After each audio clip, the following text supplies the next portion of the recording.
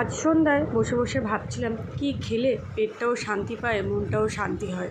তো অনেকক্ষণ ধরে ভাবনা চিন্তা করলাম, এদিক ওদিকে একটু তাকিয়ে নিলাম যে কি খাবো। রোজ রোজ রান্নাঘরে ঢুকে টিফিন বানাতে ইচ্ছা করে না। মাঝে সাঝে বাইরের খাবার হলে একটু ভালো হয়, কিন্তু আমি বাইরের খাবার খুব একটা খাই না। তো হঠাৎ মনে পড়ে গেল কালকে ছেলের টিউশন ছিল, ওখান থেকে কেক কিনেছিলাম। তো কেকটা তো ছিলই, আর আমার ছেলে এই দেখো চিকেন পকোড়া খাচ্ছে। ও ভীষণ বাইরের খাবার খেতে ভালোবাসে।